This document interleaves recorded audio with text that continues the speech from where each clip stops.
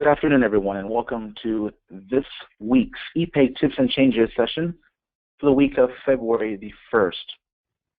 Now, as we do in all sessions, we do have everyone muted that's on the call currently. So we ask that all questions are asked through the GoToWebinar question area of the control panel, and I'll address them at the appropriate time today during our conversations. Now, in our topics, as you read in our Epay update on Monday, a couple of topics we'll be discussing are as follows. We're going to look at some of the granular security changes as they relate to auto split, which basically will go through the setup of that process. What is auto split? How do you get there? How do you do that? What's the benefit of that? Then we're also going to talk about the personal time off balances, basically what those are, how to set those up as well, and how they're going to benefit me. And then we're going to go through and finish up our today's call with a discussion on the work order process. I think we have some disconnect out there in the field still of how that works, but we're going to address, what exactly are work orders, how are those set up, and how do you get them to show up in Blueforce, how you make them visible in Blueforce. So those are our topics on our plate today for our session, and as I do always ask, please ask questions, and I'll be happy to answer those to that question area of your control panel. So let's get started with the first item on our list today, which is the auto split. Now, auto split is a functionality that's in the system that I would say probably about 20% of the entire ISS company use currently, if that. And what auto split does for us, it gives us the ability to essentially take time that an employee worked. So basically, an employee punches in, punches out, and this auto split function will take that total time and automatically split it out amongst other jobs. So, for example, employee A may clock into one job, but this auto split will come back later and say, not only is it supposed to be on this job, I want this time to be split out onto these other jobs. And this comes in very handy for route work type scenarios where you have employees going from site to site to site on a given evening. And as well as scenarios where an employee may start and end at maybe at the warehouse or the main office, and then as they go throughout the day, they do their jobs and they come back and finish up the day at that warehouse or main office as well. So real quick, let's go in on our slides here. So the first thing is, what is auto split? How's that going to help me? So basically, the function, like I just mentioned, it's called auto split. It's in Blueforce.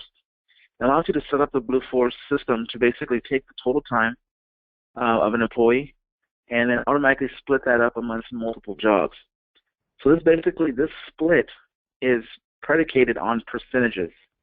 So basically, we tell the system, hey, this employee is going to work this job, and we want 25% of the time to go to this one job. Then we want this next job, we want 50% to go to this job, and so forth, until we have a total of 100%. So like there are my examples on the screen. Essentially, the employee's responsibility in this whole process is to basically punch in and punch out. I will repeat that. Auto split is not a way to circumvent the system. Auto split is simply a way to basically allocate or kind of spread out, or as they call it, split the employee's time amongst multiple jobs.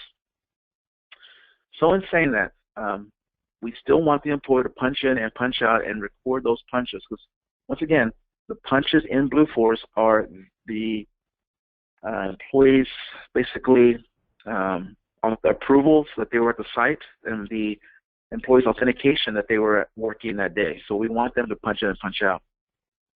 Now, in this example, the employee punched in at 6, punched out at 10, and accumulated 4 total hours.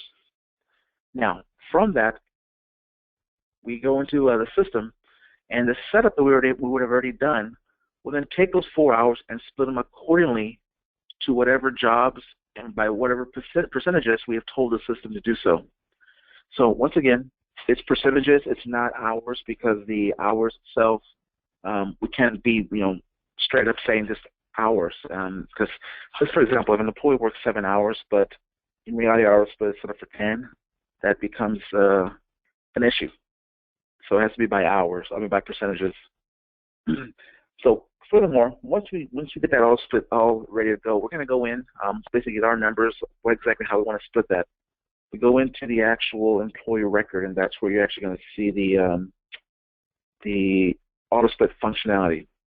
So everyone on this phone call, editors, submitters, and approvers will be able to see the auto split functionality. Now, from this, the first thing I will do for the step is actually go down and click on Add New. And when I click on Add New, I have the ability now to go in and go to the next screen here. There you go. Create the different scenarios down, that's shown down here at the bottom of the screen. So we're down at the bottom here. You have I have 3 jobs in my particular example. They're all broken up by percentage. So what this essentially will do for us is when an employee clocks in to one of these jobs, okay, start of the day, employee goes into this first job, let's say the U.S. Airways hangar, and clocks in there. Goes across the street to this other job called College Crossing Summit Market, doesn't work there. Doesn't punch in there, just is still on the clock from the first job. And then maybe goes down the street to another job. And at the end of the night, the employee does clock out. Now, once the employee has registered an in punch and that out punch, the system will come back to the employee record and say, whoa, I have an auto split set up for this employee. At this point, the system will then say, okay, well, if it's today, it's Tuesday. So looking at Tuesday's time now, Tuesday I have 25% set up for auto split to the first job. So what the system will do is then they'll actually go through, take its total time, in this case it's 4 hours in my example, and take 25% out of it, of that time, and put it to U.S. Airways hangar automatically. Then it'll go to the next job, say, hey, I got 50% of this job has to go, total time worked on this job needs to go to this next job. And then finally it goes to the last job, and says 25% of this job of total time goes to this last job called Avis Rental Car. At this point, the system is totally allocated or spread, however you want to look, however you want to, run to that. But it actually spreads out that time based on that auto split. And once again, the only requirement to get this going at a site is obviously make sure that the employee is punching in and punching out. Okay. As I say here on the slide, each day has to equal 100%, otherwise the system will say, I don't know what to do with this time. And you have to basically activate this auto split. And here shortly, I'm going to go through this live demo. I'm going to go through and show you how to build this in Blue Force. So let me go in here. I'm going to go to my last slide here just to recap. Reminder, these three items have to be in order for this to work. So once again, employee punches in, punches out, auto split has to be active, and the auto split record must be built on percentages. So let me do this now. Let me back out of here. I'm going to go ahead and share my screen to go into Blue Force now. And it is coming up. Alrighty, so let me go here.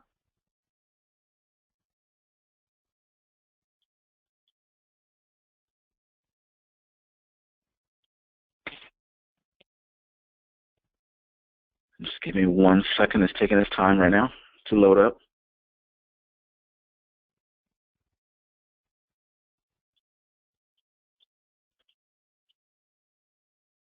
There we go, caught up. All right, so here we go.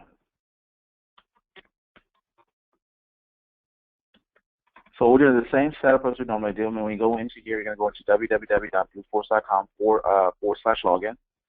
And we go in there, obviously, it's the login screen.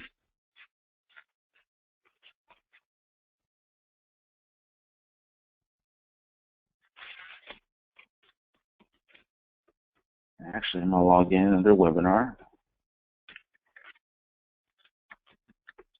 All right, so now we're in here. Auto split, like I mentioned, is found on the employee record. So this is done by employee. People have already, I have had a question, always have a question about this time from this point. It can be set up by job, and unfortunately, no. The system is predicated all those times on the employee punch-ins and punch-out. So we go to the employee section. From that employee module here, we'll see a list of all the employees that we have access to seeing in the system.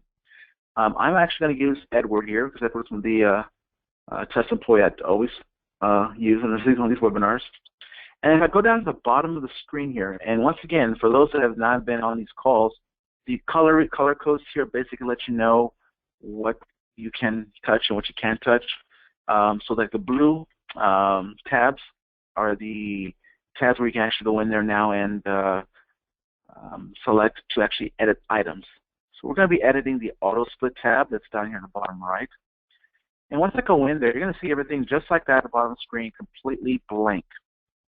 Now, when it's completely blank like this, there's only one thing you can really do at this point. The only option you have to continue here is to add new. So add new is located right here to the far left of that screen, And once I go into this add new functionality here, I'm going to go ahead and it's going to actually add a new grid line for me, so I can actually go in and start typing away. Now, in order to create an auto split, it's a very simple functionality to do. First step is to select a job. So if I hit the drop down here, I have a list of all the jobs that I can go ahead and create an auto split for my employee here, Edward. Now, if I see a job on here, if I don't see a job on here that I really need him to be split out to, the reason it's not on here is because you don't have it part of that working jobs tab on the employee record. So I take a quick moment here. Notice these are the jobs I have here. If I go over to the working job tab, on the working job tab now I can actually see all the different jobs that he has access to. So as I mentioned on last week's call, he can go through here now and assign jobs, search jobs, and all that good stuff to add them to that working jobs listing. So I'm actually going over here to auto split again. Now I hit the drop downs, pick the job that I want to use. In this case, let's say he wants to work at, he's going to work at Broadway Medical. That'll be the first job. Second step of this process will be hit the drop down and actually pick the task that you want to use associated to that job. So in this case, the task would be, in this case, let's say he's a custodian. So at this step, that's the two hardest parts of this process. Basically, just knowing where the person's going to work and what task you want that time to be kind of fall to. Once again, as an auto split, the system's not going to prompt them for a specific task or ask them for any information, essentially, other than what you've told it here. So I'm going to default it down to the employee's time. So from that, now I go to Sunday, Monday, Tuesday, Wednesday, the rest of the week there, and actually put the percentage of time on that given day that employee will work for that job. So on Monday, let's say he's going to, like in that same scenario, he's working 3 different jobs. Of that total time work, we want 25% of that time on Monday to go to this job. On Tuesday, let's say he only works Monday, Wednesday, Friday this job, so we go on Wednesday, we'll do 25% there. And then on Friday, we want 25% of his time worked to go to that job.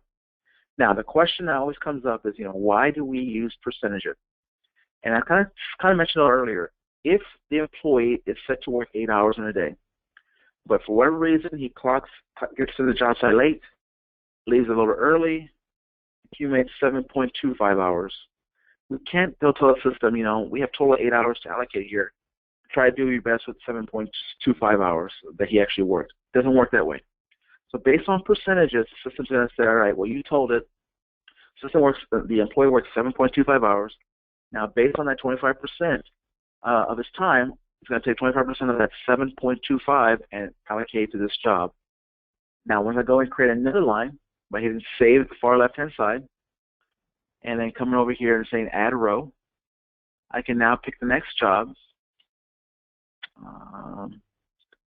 Same thing, pick the task he's going to work, and then put the percentages that he's going to you actually want allocated to that job. Now, in a cool setup here, the employee might not may work Monday, Wednesday, Friday at most of his jobs, but he may also work on Tuesday and Thursday. So the way this actually will work for you is, let me go in here and finish this setup. Let's say it's College Crossing, we'll say custodian here, and our total is now equal, if I go through and actually save each of these lines, so this is 25 here and 25 here. Once I hit save on the line, now notice there's 2 saves on the screen. I should have pointed that out a little while ago. The save on the line that I'm currently working on, which is circled here, And you also have a save at the bottom of the screen. Now, it's a little counterproductive here if you actually only hit save at the bottom every time. If you do that, it doesn't save this information in the grid. You must actually click on the line, hit save, and then go and hit the bigger save at the very bottom of the screen. So I want to address that now before I go any further. Now on that particular line, I'm going to hit save here as well. And now I notice here that each of the columns is now equivalent to 100%. So in this case, the system is actually going to now let us proceed with the auto split. If we were shy, if we were maybe 99%, 50%, 10%, whatever it may be, the system will not allow you to do the auto split. All right, so now that I've got those, the example I started talking about was maybe this employee works Tuesday and Thursday at a different job, or maybe one of these jobs here works 100% of the time at those jobs. Keep in mind, whatever we put into these particular fields is what the system is going to accumulate on. So let's say we'll make this one more difficult. Say on Tuesdays and Thursdays, he actually works on Avis 50% on Tuesday, 50% on Thursday, and then we actually have a fourth job that he's going to work, in which he actually now works on Tuesday and Thursday only at this site, which the other half of his time is going to go to. So yes, you can mix and match. The key point to think about here is it has to be equivalent to 100% each column. So you can see that here if I scroll down, arrow 100%. So on Tuesday, when he comes to work and he punches into any one of these jobs, that is the catch here. If he punches into any one of these jobs, the system is going to take that total time for that day worked and split it accordingly. So if you clocked into any one of these jobs and then come in at the end of the day just punches out, the system is going to say on Tuesday, since today's being Tuesday, half of that total time worked is going to go to this Avis rental car job, and then the other half is going to go to this U.S. Airways hangar job. The other two jobs will be excluded. Wednesday, it's a whole other story. On Wednesday, he punches in, punches out to one of these jobs.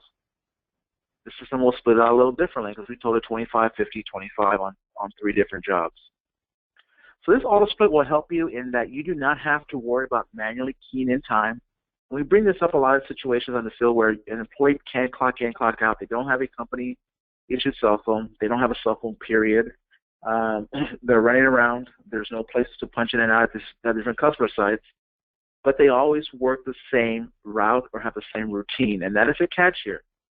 Auto split works perfectly if they're always working the same jobs every day, day in, day out.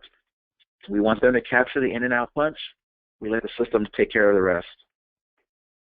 Now, one of the things, as you talk about this auto split as well, there is a document that I have put together, and I'm going to load it right now. So for those that have the control panel open, down on the right side of that control panel, down towards the bottom, you have a section called handouts. In that handouts, I'm uploading a document about this process for those that would like to, kind of go through it on your own or kind of go through those process steps I just went through. It's all in that document for your reference for being able to do that. So that's kind of the auto split functionality. It works automatically. The minute we actually go in and set this all up, the last thing to actually do for this step is you'll notice that up in the left-hand side of that grid, you have a option to little checkbox called is active. And that little checkbox is kind of the key to this process. You can actually activate auto split by just clicking that box. And once I click that box and then come down and hit save, the system's going to say, all right, next time Edward punches in, the system's going to be paying attention to see what job he punches into. If he punches into one of these jobs listed in the auto split, the system will then take over and ensure that this time is split accordingly. However, if he punches into a job that is not on this list, the system will say, well, then that must mean that he's working a different job that day, and I need to go with what the employee has told me. At any point, you can come uncheck that is active flag and say, you know what, I don't want it to run anymore. I'm done with auto split. You can uncheck that. Don't have to worry about deleting any lines. Just uncheck it. It's inactivated immediately, so the employee, the next time he punches in, would automatically fall to his normal punch in, punch out routine, whatever job or whatnot he may be working at. So that's the auto split functionality. That is something I would urge everyone on this phone call to go ahead and set up for employees to have the scenarios of working the same route, that maybe don't have means of clocking in, clocking out, but use auto split as a means to take care of all that manual stuff that some of y'all are still doing. Alrighty, so let's continue our conversations. And now let's go over to PTO. So the question becomes this, what is PTO? I hear this abbreviation PTO all the time. What does it do? Well, PTO is personal time off. That's what it stands for. This function is available on the employee's profile. Basically allows us to go in and track the amount of PTO used, basically, and also the amount of PTO allocated to an employee. So basically an annual balance of how much PTO do they get. Now, as we talked about a couple weeks ago, I think one of the questions came up is, we've got this new employee policy that talks about PTO and it being one big bucket.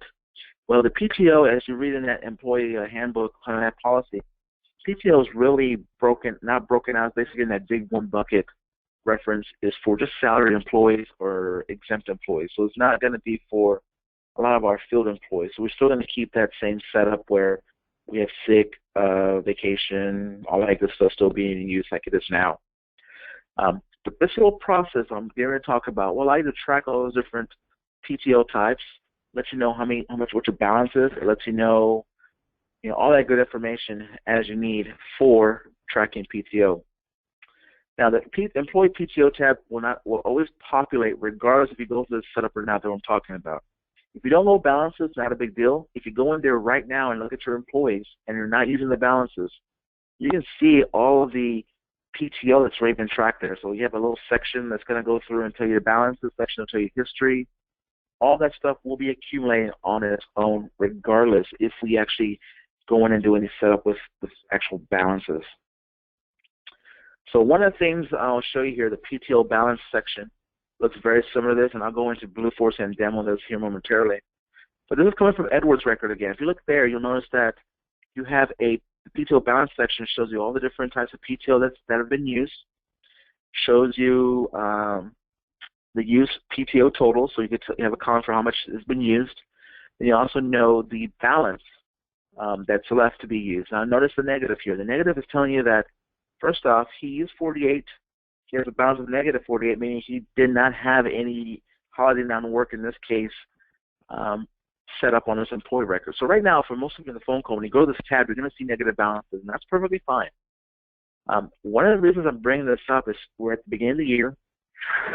We still have a lot of opportunity to go in and do balances if anyone's interested in doing that. The way this actually works is if an employee already used any vacation, any sick, any other holiday, personal, any other ones that are considered PTO, the system's going to already have that captured on this particular screen. We can always go in there and allocate the balances as needed to get to kind of track that current up to date. Now, if you notice on this particular screen, we do have the ability also from doing this from an effective period range. So we can say effective the 1st of January through December 31st, this is the balance. The way this works is the system will automatically provide you the opportunity here to show the from date through a given period and show you what the balances and used amounts are for that period. Now, in saying that, I could say January 1st through the 31st. Now, one thing with the screen is you will never see a effective to date pop in here until another effective from date has been registered for that same PTO type. So like in this case, right above the 2 sick leaves we have here, both sick leaves, one's on 7/4, the other one starts on 9/16. So what happened on 9/16 is the system automatically went and inundated the prior PTO type. So kind of with that, the PTO balances gives you a section, an area where you can go through and just keep tabs on what your employees are using and whatnot. Because I know a lot of us have that requirement, especially from the union side, to track balances. And a lot of us are doing it on spreadsheets, or I know a few of us on this call are doing it by paper. Let's start using the system. So I'm going to go through explain a couple of ways of getting balances here momentarily.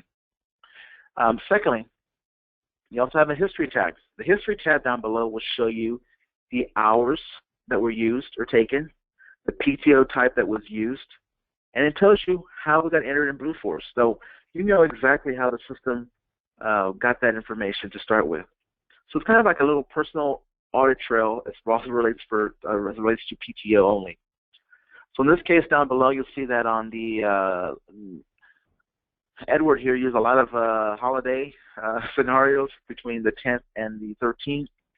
He also used a sick leave on July the 4th, and all of it was added from the time card or timesheet views, just from the history section here.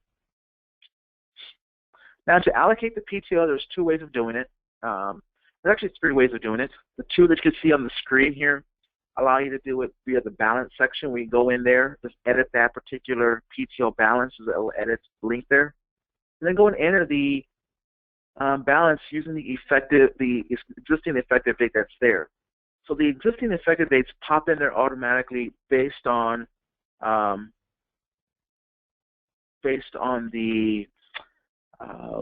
day that the PTO was registered in the system. So in saying that, what's happening here is that the employee, in this case, used time, for example, sick leave, used it on 7/4. So that's why there is it registered as 7/4 being the effective date. Same thing with holiday non-work at the very bottom.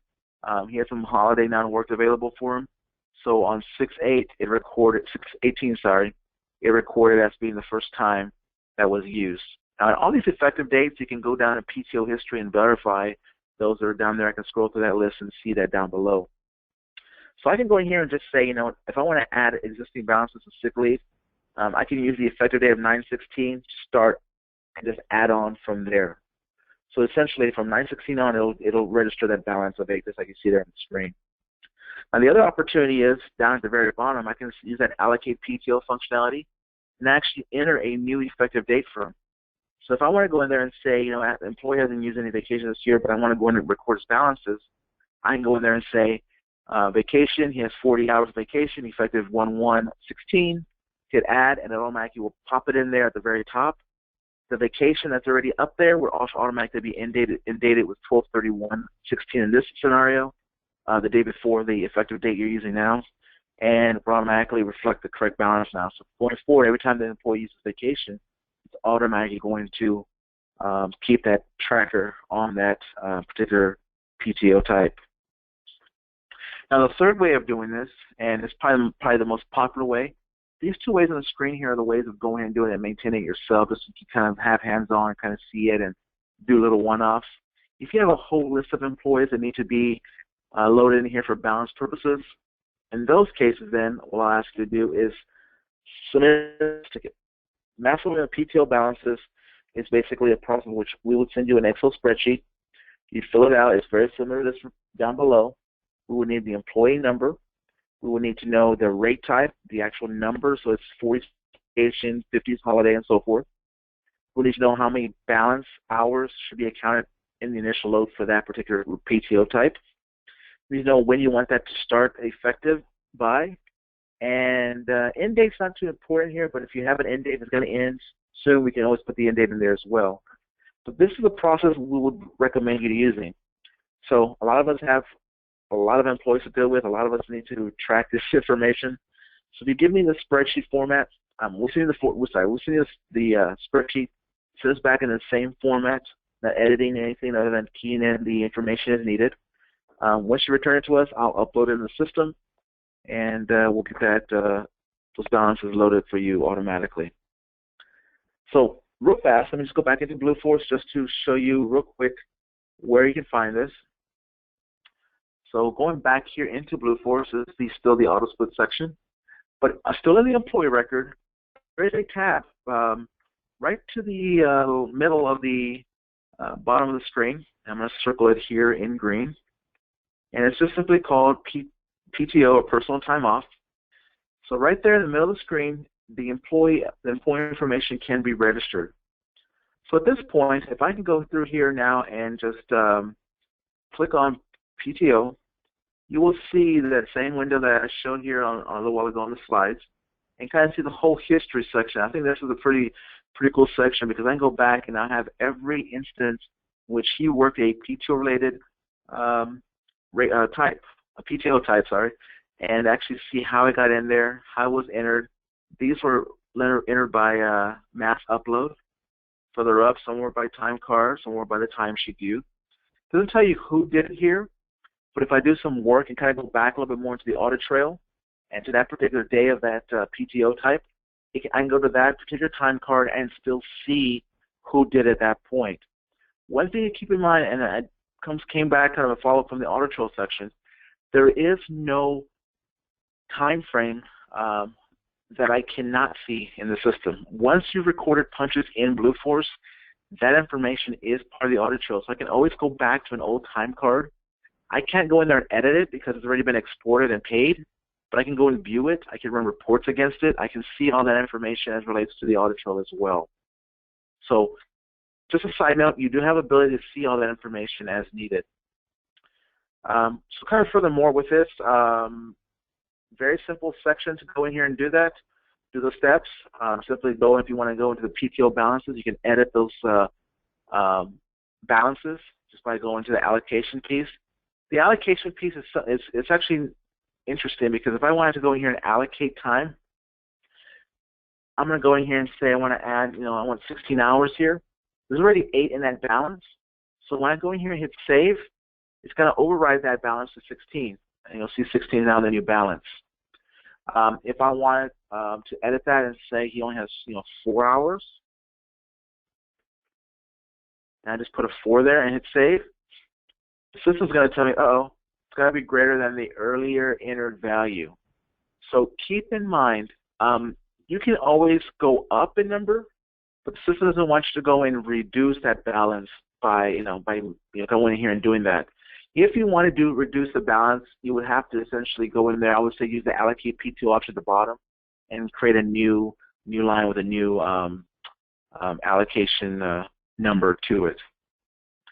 But regardless, this is kind of a quick example.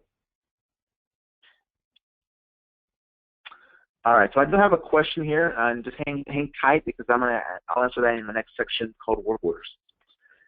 So this is this PTO section. Just I want to go through real quickly, just to kind of give you a feel for what it can do for us. Once again, if you plan on doing this for a lot of employees, you have a group of employees that you need this done for, I can see that spreadsheet. Like I said, just put a help desk ticket, say you needed some assistance with the loading the balances. We'll send you that spreadsheet, and we'll get that back from you and upload it pretty quickly. So it's not a long, tedious project to do. All right, so moving right along, our next topic today will be kind of related around the work orders. And I want to bring it up today because it's a topic that still, I guess, there's some disconnect out in the field. So one of the things, the question first becomes is, what are work orders? You get asked that question. I see the term work orders thrown out there. What are they? For those that are in the ISS division, I believe y'all just refer to them as JDEs, and that's perfectly fine. They're called JDE Work Orders, and what JDE Work Orders are is work orders that are created and used to track above base, quote-unquote extra, or one-time job work.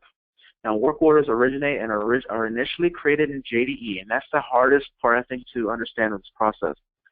You can use work orders in Blueforce, but they have to be created in JDE first. The next question becomes, who sets that up?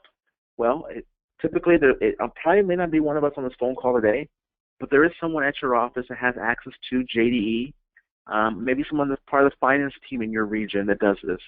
I would ask you to go out there and kind of figure out who does that setup. And if you don't know, ask either myself or Tiana, or we can probably maybe assist you with that, figure out who does that for you. But they work orders originate in JDE. Once they are created, then the interface that communicates every 30 minutes will send that information over to Blueforce. Now what happens is the interface runs at the top of the hour and at the bottom of the hour. So if you get in there sometime between that range, within that next 30-minute window, you're going to have a work order available for you in Blueforce. Now once Blueforce has that information, you then can now allocate the work time to that work order with one catch. The critical field here is that work order start date. If the work order start date is before the date after the date you're trying to enter time for, you're not going to be able to find that work order. So for example, I'm going back and trying to enter time for January 23rd in the system right now. And I'm trying to enter time, I'm trying to allocate a work order, and I can't find it. I can't, it's not part of my drop down to try to allocate time to it. When I'm trying to edit my time card, I can't go and hit the drop down and find that work order. Where is it? Well, typically what we find is that that work order is dated more recently than the time you are trying to key in for. So if the work order was created on February the 1st, the system will then generate that in JDE, send it over to Blueforce. Blueforce says you can't use that work order until the start date that JDE told me of February the 1st. So in that case, if you're trying to key in time for anything or kind of edit a time card for anything before the 1st of February in this case, you're out of luck. You cannot go in there and code time to that work order. The only thing you could do at this point is go and have it corrected in JDE. So what's going to happen is either you, someone else at your office, whoever does the work order, whoever the wizard of the work orders, is going to have to go in there and actually go in there and make the changes to the date. System within the next 30 minutes will update that information back to Blueforce. Once it's in Blueforce, then you'll be able to allocate the time accordingly. So once again, make sure that work order start date is a good date when it's entered in JDE. Now, I do understand that in some cases, I know especially on the IFS side, you don't have direct control as who is entering those work orders for you. You send them to someone here at corporate, they do it for you. In those scenarios, just keep on that date with them. Talk to that person and say, you know, I need that date to show, you know, January 23rd instead of February the 1st. I know today's the 1st. I know I'm behind submitting that paperwork, but I really need to start on the 23rd, or where it may be. Now, with that, the next part of that comes up is, you know, I still can't find it. What's going on? A couple things I'm going to go through here is I'm asking everyone on this phone call and kind of everyone pass the word on as a group. Before jumping off a cliff, before pulling out your hair and just freaking out about not being able to find a work order, there's a couple things you can do to kind of troubleshoot on your own. Now, everyone here has access to go into the work orders module in Blueforce, and I'm going to demo that here momentarily. So one thing you can do is, for troubleshooting standpoint, like I said, before you call, either myself, Tiandra, call the help desk, call Epay support, whatever it may be, before you do anything, make sure you can go into Blueforce and find the work order. If it's been created in JDE, it's going to be in Blueforce. Okay, the date doesn't matter at that point. You can still see it as long as it's been synced up and interfaced. It's in Blueforce. So if you can't find it, then that's going to be a problem. I'm going to ask you then not to verify that the work order exists. So if it doesn't, you're going to talk to whoever does the JDE work order setups for you. Next, I want to verify that you have the correct number. Maybe they gave you the wrong number. A few of us out there use MyMCS for some of our work orders. Maybe they gave you that MyMCS number by accident instead of the JDE work order number. Who knows? In those cases, once again, if it's not in there, check with the JDE guru and find out, why the work order wasn't set up correctly. Next, verify that the work order is active. Make sure that's bottom line. If it's inactive, you have the same problem. You can see inactive work orders in Blueforce. I'm going to show you that here shortly. Verify that the work order has a start date equal or after the date you are trying to enter and allocate time for. If not, once again, contact your JDE contact. And lastly, verify that the work order is set up to the correct job. This is the key here. In JDE, every work order is linked to one specific job.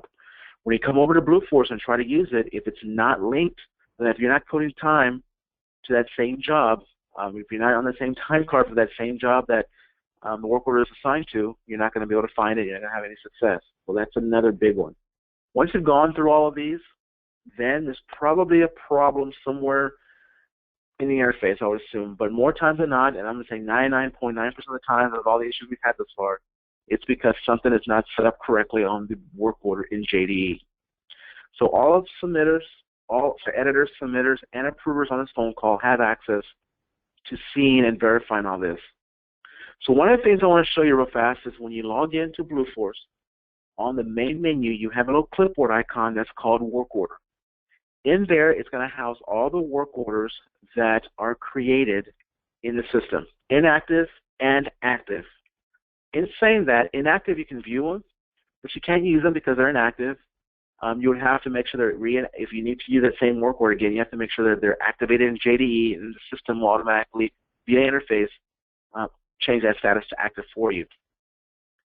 Now, one of the questions I got a little while ago is, is the start date the same as the date the work order is created? Not necessarily. I think we're in a habit of going there and saying, we're creating today, go ahead and put February 2nd as the date in the system and run with it. You can go in there and adjust that in JDE. So make sure that the date that you need in the system to actually code time for is equivalent to that start date, or obviously the start date is before that time you're entering time, the date you're entering time for. The other question is, can we set up a specific employee that works OT all the time for OT to be moved to a work order? So kind of going back kind of in tie with this and the auto split question, no, the auto split is really just based on a specific job, so it doesn't tie to a work order on the auto split setup. So with that, I would only recommend that that you set up to the right job, and you're going to have to come back and assign them to a work order in a separate step if you're doing the auto split functionality. But as far as the work order itself, you can always code people to work orders. You just can't automatically have the system automatically move it for you every time. All right, so from the screen, when you go into work orders, you'll be given a grid here, which you can now go through and do a couple things. One of the main functions of your access is to view the work order. You click on that view link and actually open it up and actually see on screen all the work order information. This particular grid only shows you the ID, the description, the date that started, so the start date's right there, and so forth. One of the things I would recommend, I'll demo this in a little bit, is you can actually always go ahead and come here and search for a particular work order or by ID or description, and that's actually going to allow you to now go through and find your work orders a lot easier.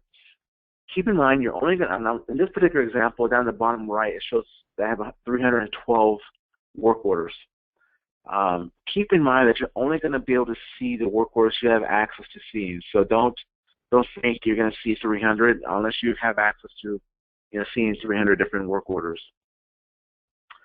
So one of the things I'll do is once you click on view here, and I'll demo this again a little bit, you can now go in and actually see the information. Now, everything is grayed out except for a section at the bottom which you can't edit. It's just you can see it, but it'll show you the associated job and task if we're going down to that task level.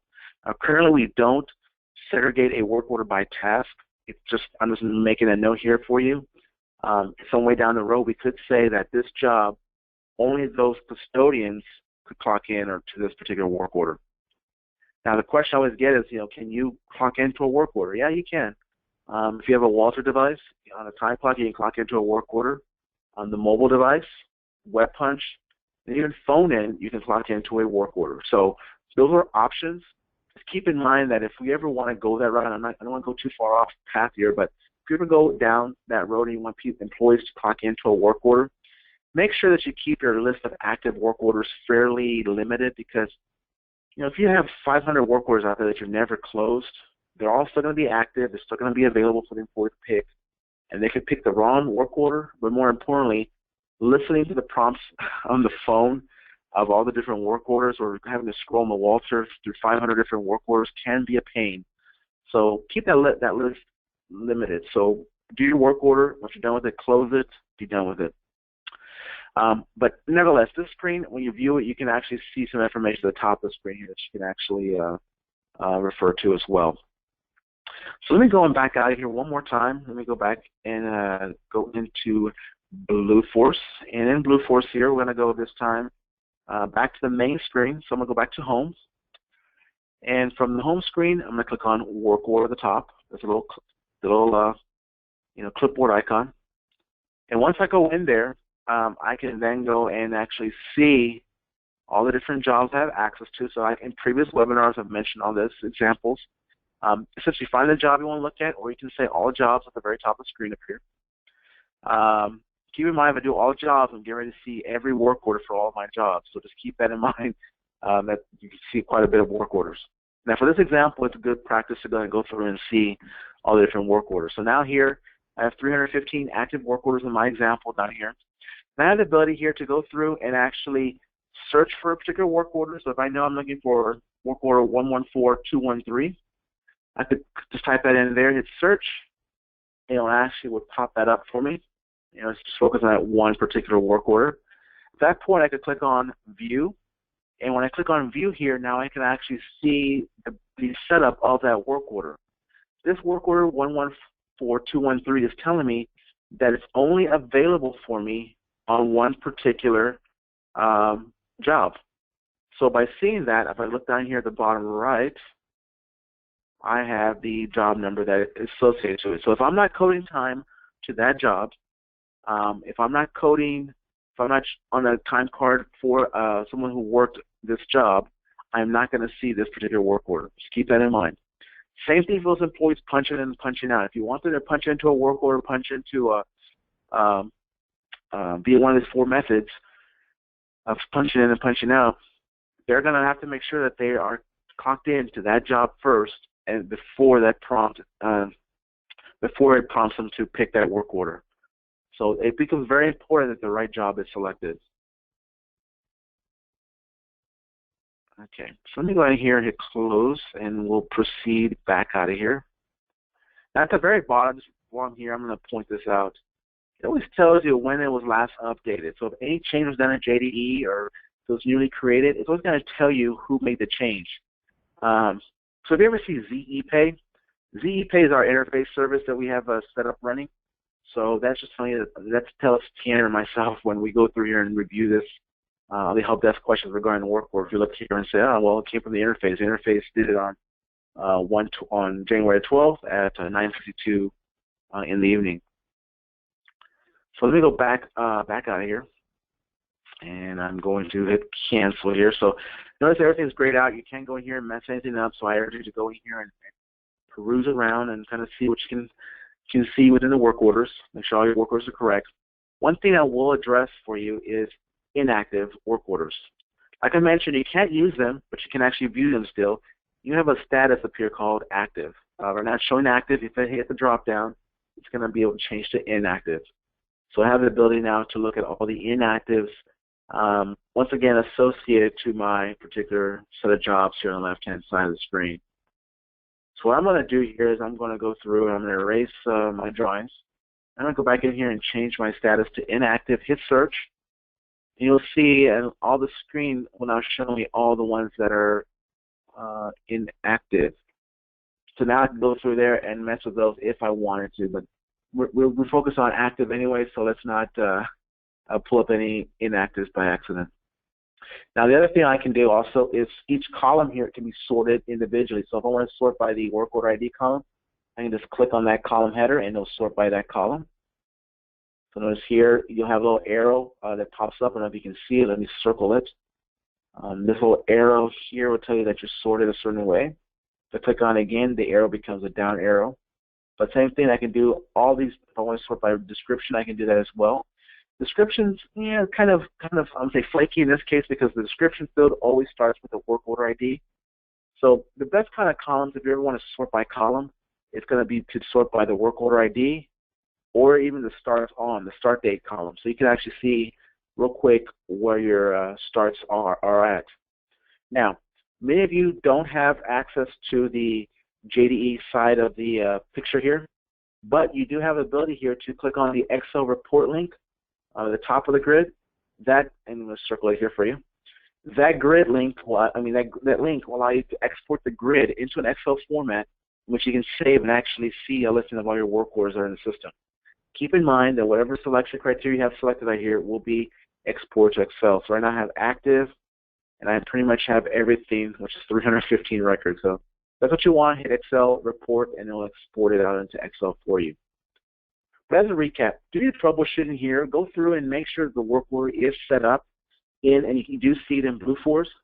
If you do see it in Blue Force, I can almost guarantee it. If you cannot access it to allocate time to, or to go in there and edit your time card and assign and code that time card to that particular work order, it's because that start date is incorrect. So right now, right here, you have both means of doing that troubleshooting right from this particular window. So that's kind of my spiel on work orders for today. So let me go back to our slides. Give me 1 second. And kind of as I wrap up our call today, I just want to make sure that, let's see where we at. There we are.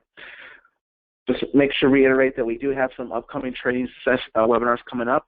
So we do have the Blue Force manual timesheet webinar. So maybe we did that a couple weeks ago. We're going to have it again tomorrow, 1:00 p.m. Make sure you also check your weekly updates, because there are links in there to the variety of recorded webinars we have done. Also, a link to the Gateway site where you can find information about our schedules, our documentation, all that good stuff. It's all out there on Gateway. So with that, just want to say that we do also have the support line, and I want to bring that up as well. We're on the phone call, because the support line obviously is a valid point of information. But keep in mind, Epay support is always available for you after hours, predominantly 24/7 if needed. But I would ask you to also contact either Tiandra or myself during the regular business day for any IT-related Epay support. And please do it. Put in a help desk ticket for any requests so we can monitor that, and or call the help desk at that phone number there. So once again, thank you for joining us today on our Epay Tips and Changes webinar. Once again, every Tuesday, Thursday, same channel at 2 p.m. Central, we have these sessions. Email me any suggestions you would like to see for other topics on these future calls. I have a couple of different topics, great feedback, so keep that up, and we'll keep adding those into our webinars. So with that, have a great, wonderful rest of your Tuesday, and we'll catch you again on another webinar real soon. Thank you.